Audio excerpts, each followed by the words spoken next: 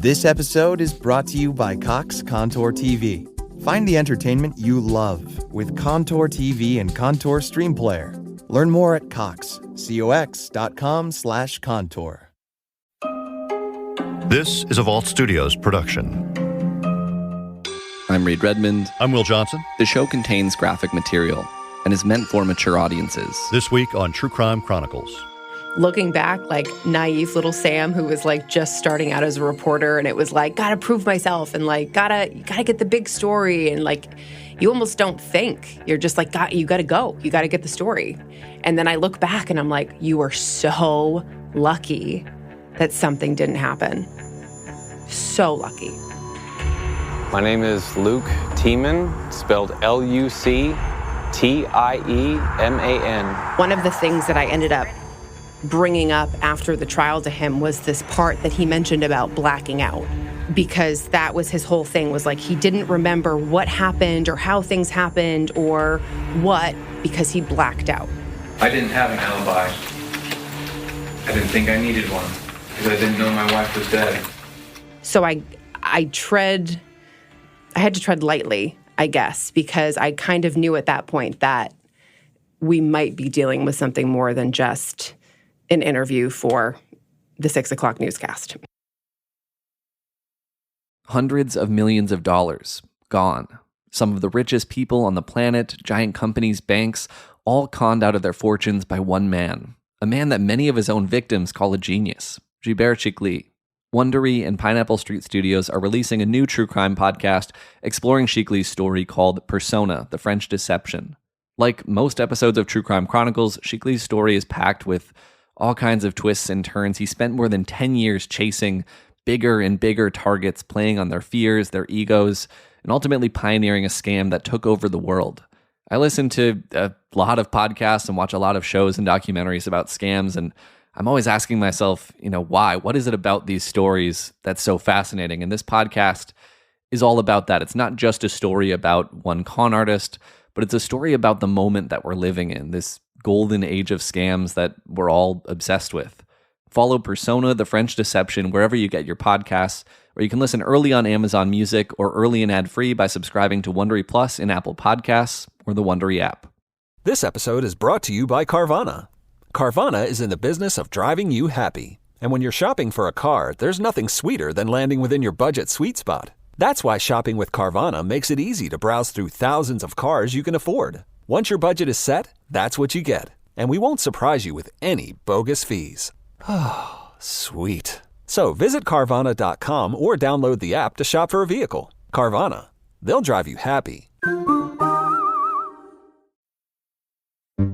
In September of 2016, Valerie Tieman's parents reported her missing to police. At NewsCenterMaine Reporter Samantha York heard about the 34-year-old missing woman. I hadn't even been reporting 6 months at this point. It was like 4 or 5 months. And so obviously you're looking for bigger stories. So when we caught wind, or I think we might have gotten a press release from state police that there was this missing woman, it was something that I instantly wanted to jump into.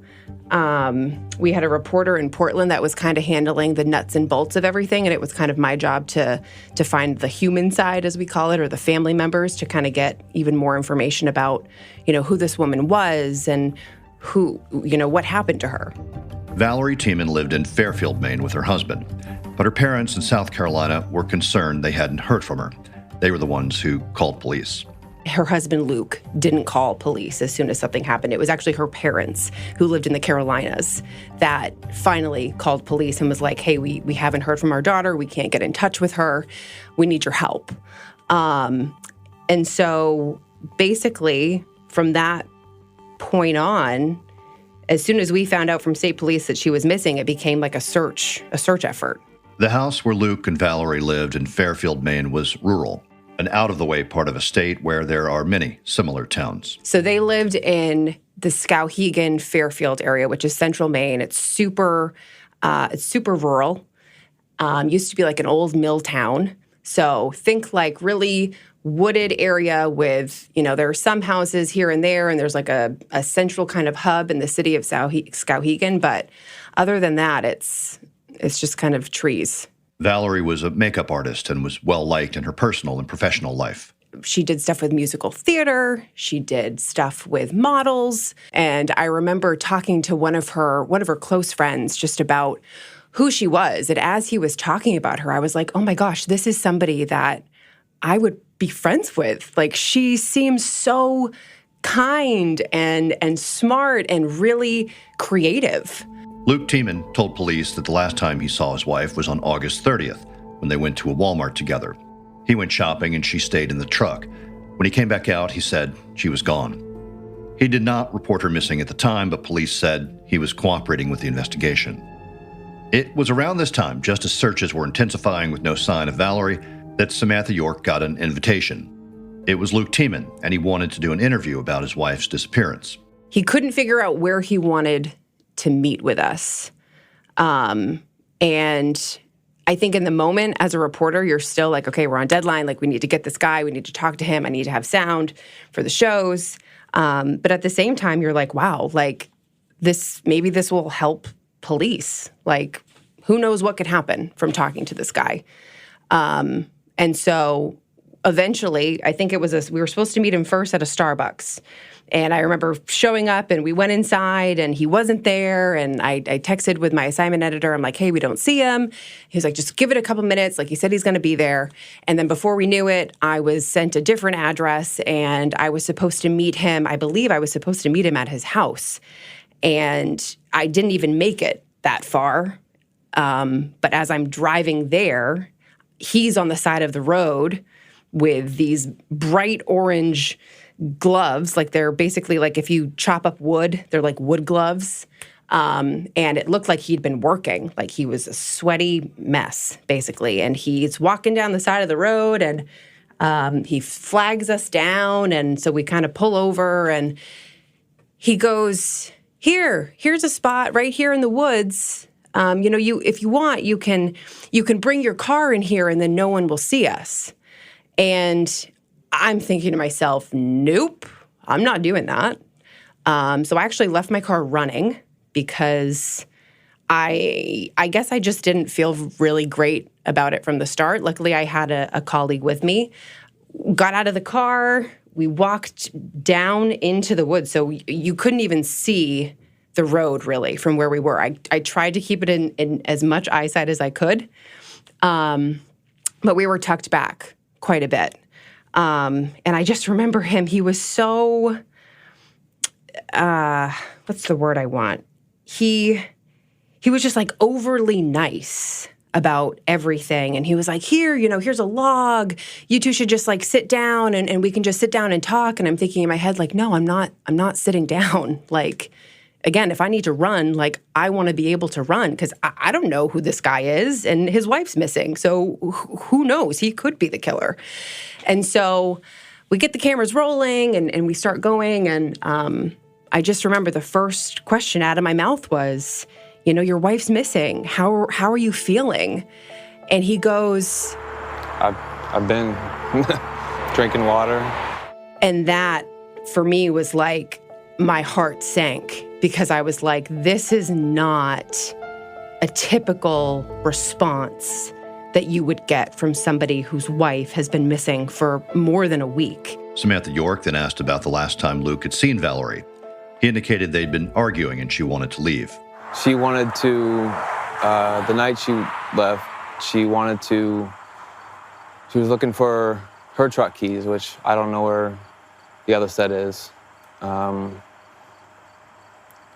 So she probably still has it. And then she said she was going to take the truck and leave and never come back when I asked her what she was doing. And I said that, don't do that, I'll go with you. And we went to Walmart, and she wanted some food. And I asked if she would come in with me, and she said no. And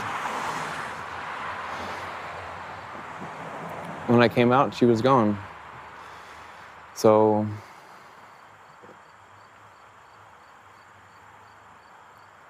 I just want her back. Her family wants her back. Done everything possible.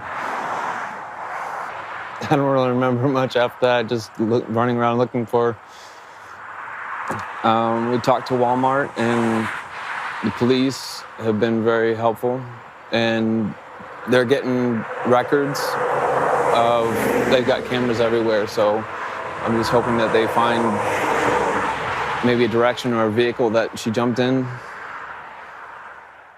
And from there, it was, okay, I'll keep you posted because he was doing his own search. That was the other thing, was like he was telling everybody like, oh yeah, the police are out searching for my wife, but I'm doing my own.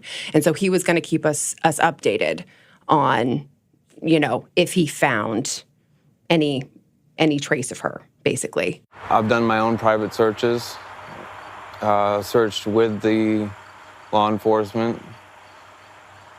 I'm pretty good at recon, like I said earlier, with tracking, but other than those tracks, I haven't seen her. I went to the local homeless shelter. The owner of Missing Person America, I've been talking with her, and she's gonna get some dogs over here, hopefully, as soon as I can get enough money to fund her. But she's been very helpful. And maybe we can go back and find out where she is, if she's homeless, camping, because we camped a lot. And that's the last places we were staying.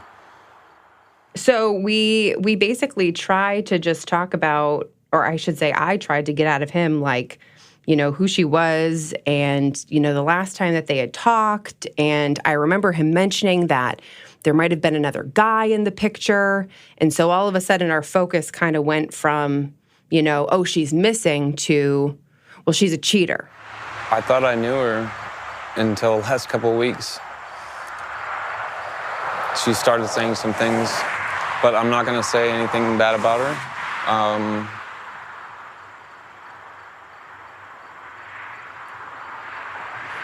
Just want her back. And, I don't want her to feel scared. I don't want, no one's gonna be after her. No one cares what she's done. She's on the news and everywhere. I'm hearing from people from Texas, even, and Fox, that, she's missing. I just want her to come out. Not be scared. No one's gonna get her. No one cares what she's done. Your family needs you, and come back. Nothing else matters. I just remember leaving the interview thinking one, I need to get this ready for air. We've got deadlines to make, but also just this doesn't feel right. And then before I knew it, I was getting back to the station, and my managing editor up in Bangor was like, "State Police wants your entire interview with him." So they subpoenaed everything that we talked about. And something within that interview, I have no idea what, but something within it allowed them to get a search warrant for his parents' property. That's where Luc and Valerie had been living together on his parents' property in Fairfield. And the next day, Valerie Tieman's body was found in a shallow grave in the woods on that property, just feet away from where Samantha York had interviewed Luc the day before. Several items were found in that shallow grave alongside Valerie's body. And not only was she buried in a shallow grave, but she was buried with a bag of potato chips and Guilty Gucci perfume and a love note that had this apologetic tone to it, which I think kind of tipped off investigators that this was kind of almost like a shrine situation, where it's almost like the killer felt bad for what had happened, and this was their way of making it right. 2 days later, on September 21st, Luc Tieman was arrested, taken into custody at a motel where he'd stayed the night before. He's now been charged with her murder, and police say the story he told us is very different from the changing stories he told them. Because first it was she's cheating. Well, they were at the Walmart in Skowhegan, and, they had been fighting the past few days. And anyway, they went to Walmart together, and he ran inside and got a few things. And when he got back out to the truck, she was gone. And again, didn't call police, didn't let anybody know she was missing. But, she must have taken off with the guy that he had recently found she had been, talking to. And then it was, actually, she has an addiction to heroin, so she took off because she needed drugs. And then finally it was, oh no, I actually watched her die, but she overdosed. And then I had to bury her. Or at least that's what he told people. Detectives say Luc changed his story this week, saying Valerie was a drug addict who overdosed and died after he gave her a needle full of heroin. The court documents say Luc claimed he then waited until late at night, took her body outside, and buried her. According to the autopsy, her cause of death was 2 bullet wounds to the head. She did not die of an overdose. She had gunshot wounds to her neck and head. And I do not believe they found any drugs in her system. Tieman has cooperated with us from the very beginning, so we've had a number of interviews with him. I don't have an explanation as to why he didn't report her missing, that it was her parents that reported her missing. Valerie's body was found Tuesday and identified Wednesday, the same day Luc was arrested. She had friends and things that she was a part of. Valerie's friend Emily Fournier spoke with us earlier this week. She says Valerie and Luc had a loving relationship, but details in the affidavit suggest Valerie and Luc's marriage was not a solid one. It says Luc told his friends and family that Valerie didn't love him and that he told police he had relationships with other women. Luc Tieman entered no plea to the murder charge, but the judge did grant a motion filed by prosecutors requiring Tieman to undergo a mental evaluation. His family told NewsCenterMaine that Luc suffered from PTSD after serving 2 tours overseas. Later, in November of that year, he entered a not guilty plea. Tieman remained behind bars, and more than a year later, in December of 2017, his lawyer made a motion to suppress statements he allegedly made to detectives following his wife's death. The attorney, Stephen Smith, says Luc Tieman was technically in police custody when he told officers he had seen his wife overdose. An autopsy found that she died of gunshot wounds to the head and neck. Smith tells the Morning Sentinel that his client had not been read his rights. But the trial began as scheduled in April of the following year. He halfway through started representing himself. Like all of a sudden was like, my lawyers aren't representing me the right way. And he ended up taking the stand.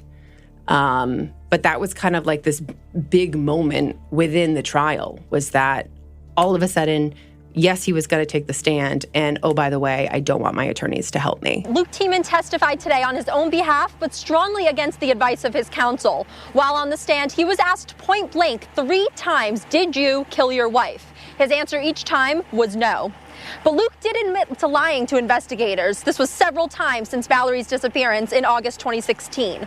Along with confirming he did lie about last seeing his wife in that Walmart parking lot, Tieman also admitted to lying about watching Valerie overdose and die, and about the note he found buried with Valerie's body. He told the courtroom he only told investigators what he thought they wanted to hear, so they would leave his family alone. After Tieman's testimony, the defense called for the judge to read a statement to the jury made previously by Detective Joshua Birmingham regarding the substance found in Tieman's vehicle, which was thought to have been blood and was tested for DNA, presumably to reiterate the fact that Luc Tieman's DNA was tested against the evidence, but never positively found. And so it came out during the trial, too, that he had suffered with PTSD, which I think they were trying to kind of allude to, that the PTSD could have led to an episode that would make him black out, and then he could have killed her in that moment. In the end, prosecutors got what they wanted. Luc Tieman was found guilty and given 55 years in prison for the murder of his wife, Valerie. He didn't cry that I'm aware of. There was no, and that was kind of like the one thing that was missing with him, was like there was no empathy. There was no, I guess that's probably the best word to use. There was just no empathy with him, and you could just feel it when he spoke. And then for him not to get emotional, it was just kind of bizarre. But as it turned out, during the trial, Tieman had put in a request for another interview with Samantha York. Of course, she had to wait until the trial ended.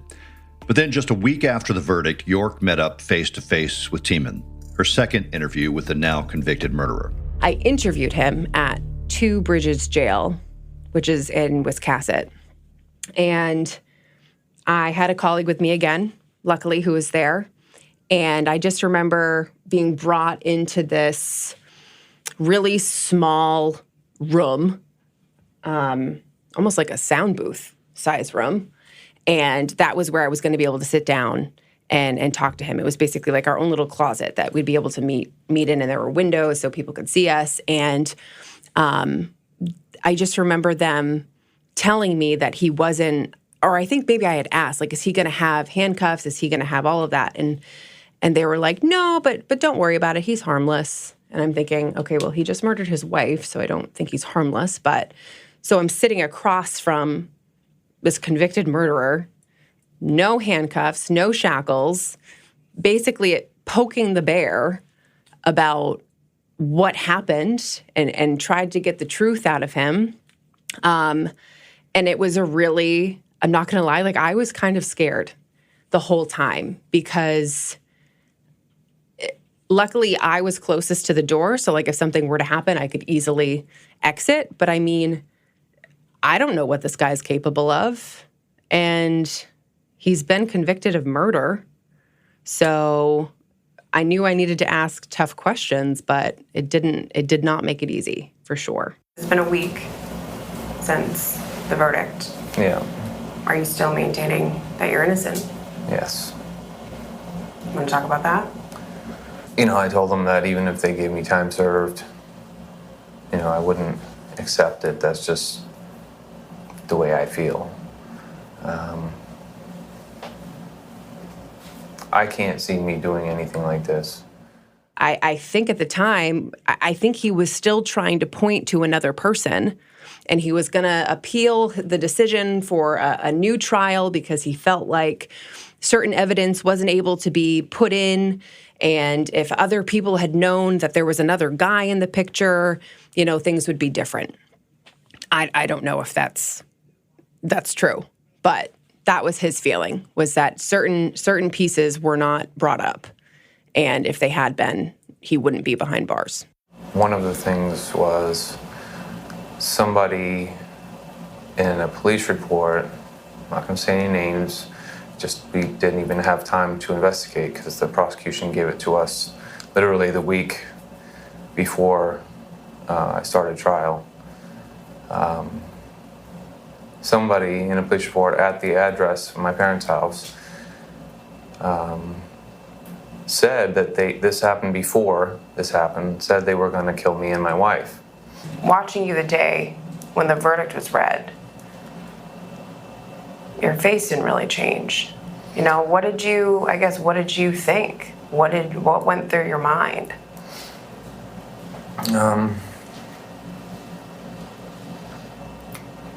Been in jail for the last 20 months, and it's hard for me to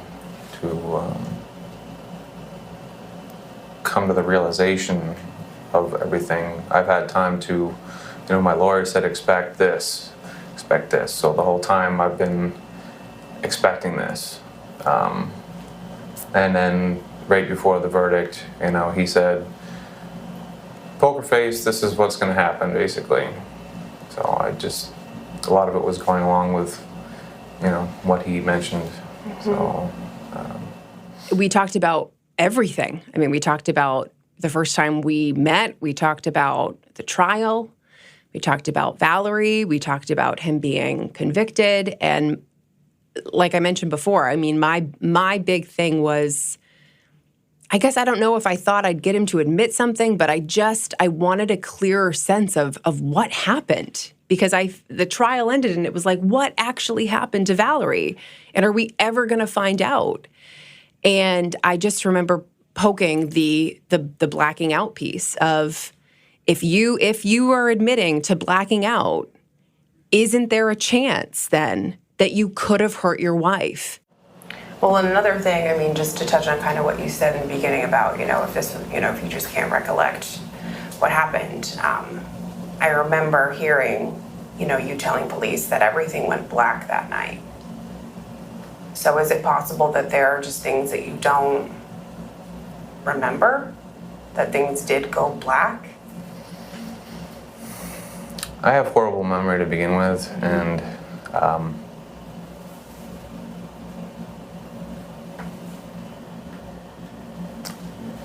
I don't remember what I had for lunch yesterday, But could things have gone black that night? I don't even, the night that she came back, or I came back? Yeah. I don't remember how everything happened. From there on out. So do you remember burying her? No. You don't remember burying her? No. And why did you testify? I mean, that's unusual. It's not a common thing for people to take the stand and say, hey, I'm up here for this, but I want you to hear my side of the story. Why was that so important for you?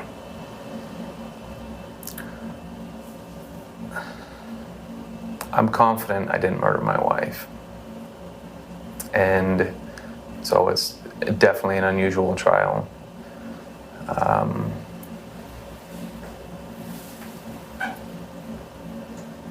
And,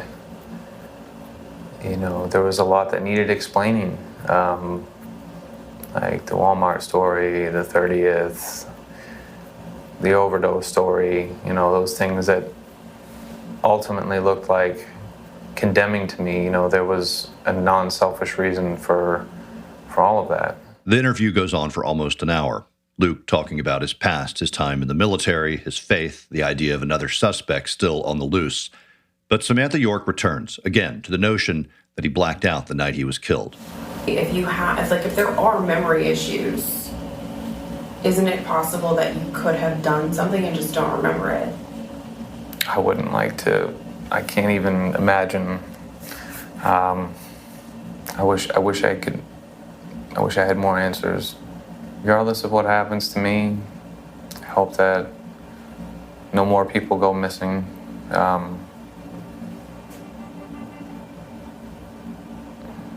And maybe I can't imagine, but is there something we can do, like, as community to help prevent these things? And I feel for her family. I really hope that they get some kind of closure regardless, and that if things change in the future, that there will be no hard feelings.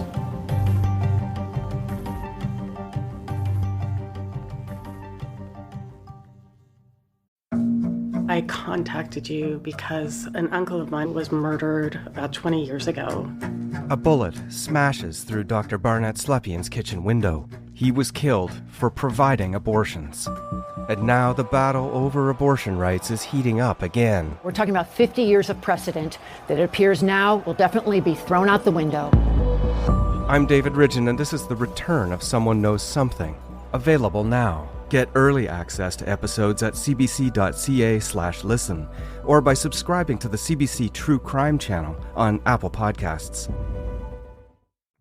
Hey, True Crime Chronicles listeners, Reed Redmond here to join Will and chat just a little bit more about this case. And Will, it's a wild and an awful story. And at the end of the day, we're left not knowing what exactly happened. And, it's frustrating and unimaginable for those who knew and loved Valerie. But one of the reasons that we do know as much as we do is Samantha York's work covering this story. She mentioned she'd just been on the job for a few months when she first interviewed Luc Tieman, but that interview, as we heard, ended up being crucial to investigators finding Valerie's body. Did Samantha ever learn what detail from her interview it was that gave police what exactly they needed to get that search warrant? Well, yeah, and she mentions that at the time she didn't really know what it was. And when I asked her about that today, she really still has no idea specifically what it was about that interview that then led them to go get a search warrant and search the parents' property and then find that shallow grave.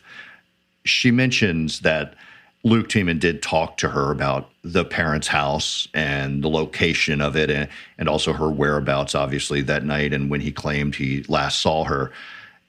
She has guessed that maybe he contradicted himself on something, and that's what police caught on to. But at this point, it's really just guesswork.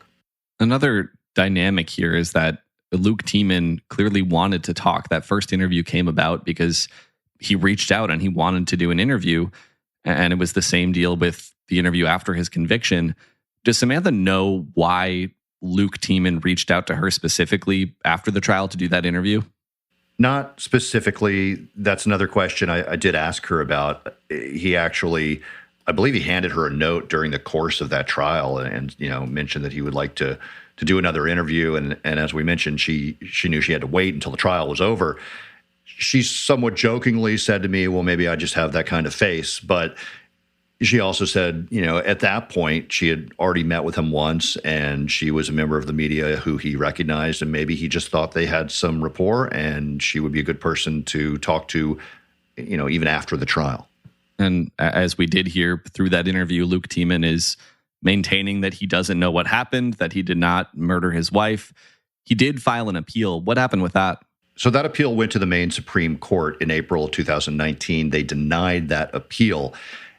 At the time, the appeal had to do with some Facebook messages that were used during the trial that were apparently between his wife, Luc Tieman's wife, Valerie, and another woman about an affair he was allegedly having. But again, the Maine Supreme Court denied that appeal. He has since then, in just as recently as last year, tried to appeal again. His lawyer now saying he didn't have proper representation at the time of the trial, but Tieman remains behind bars. All right. Thank you, Will. And thanks as well to Samantha York at News Center Maine for sharing this story with us. And thanks for listening to True Crime Chronicles. We'll be back next week with a new case and a new story.